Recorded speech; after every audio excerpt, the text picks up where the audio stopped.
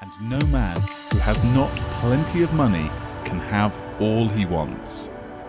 Life has advanced so far and become so complex that even the most ordinary man or woman requires a great amount of wealth in order to live in a manner that even approaches completeness. Every person naturally wants to become all they are capable of becoming. This desire to realize innate possibilities is inherent in human nature. We cannot help wanting to be all that we can be. Success in life is becoming what you want to be. You can become what you want to be only by making use of things, and you can have the full use of things only as you become rich enough to buy them. To understand the science of getting rich is therefore the most essential of all knowledge. There is nothing wrong in wanting to get rich. The desire for riches is really the desire for a richer, fuller, and more abundant life, and that desire is praiseworthy. The man who does not desire to live more abundantly is abnormal, and so the man who does not desire to have money enough to buy all that he wants is abnormal. There are three motives for which we live. We live for the body, we live for the mind, we live for the soul. No one of these is better or holier than the other. All are alike desirable. And no one of these three, body, mind or soul, can live fully if either of the others is cut short of full life and expression. It is not right or noble to live only for the soul and deny mind or body, and it is wrong to live for the intellect and deny body or soul. We are all acquainted with the loathsome consequence of living for the body and denying both mind and soul. And we see that real life means the complete expression of all that man can give forth through body, mind and soul. Whatever he can say, no man can be really happy or satisfied unless his body is living fully in every function, and unless the same is true of his mind and his soul.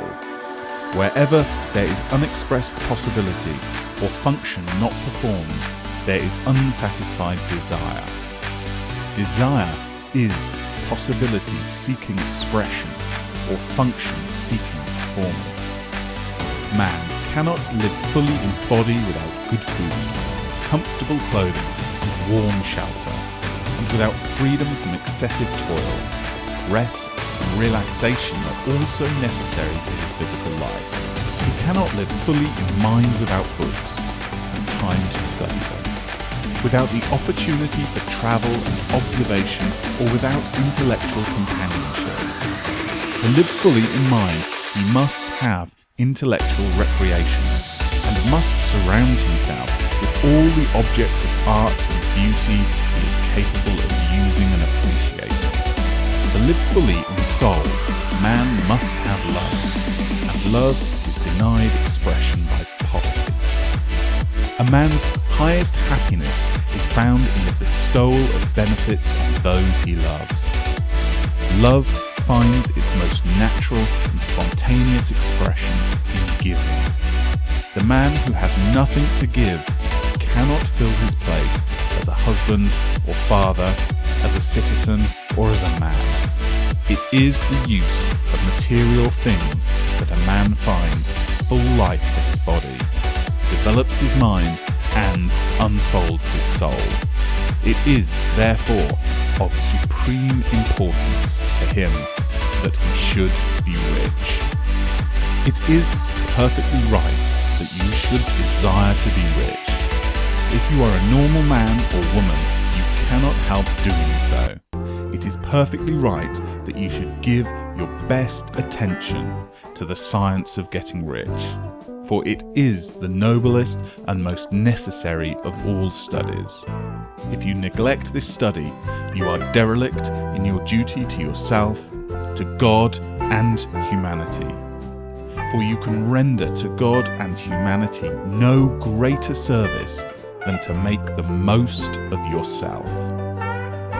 Chapter 2. There is a science of getting rich. There is a science of getting rich, and it is an exact science. Like algebra or arithmetic, there are certain laws which govern the process of acquiring riches. Once those laws are learned and obeyed by any man, he will get rich with mathematical certainty. The ownership of money and property comes as a result of doing things in a certain way. Those who do things in this certain way, whether on purpose or accidentally, will get rich. While those who do not do things in this certain way, no matter how hard they work or how able they are, remain poor. It is a natural law that like causes always produce like effects. Therefore, any man or woman who learns to do things in this certain way will infallibly get rich. That the above statement is true is shown by the following facts. Getting rich is not a matter of environment, for if it were, all the people in certain neighbourhoods would become wealthy.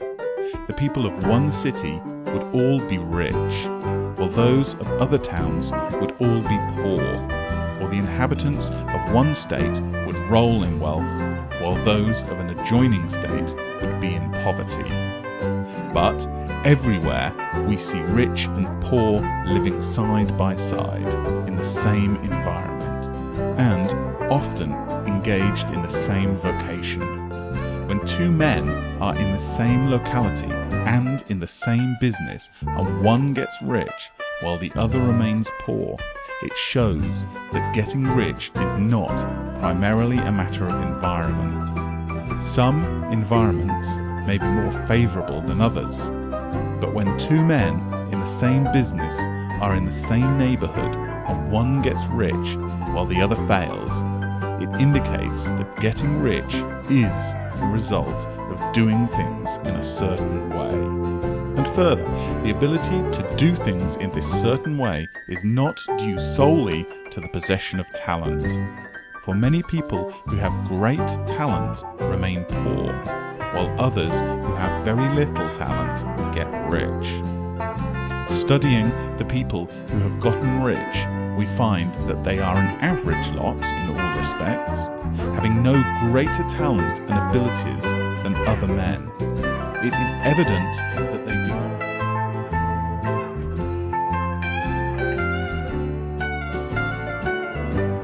But because they learn to do things in a certain way.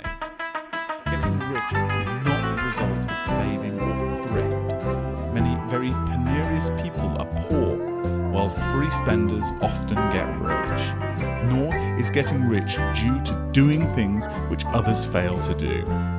For two men in the same business often do almost exactly the same things, and one gets rich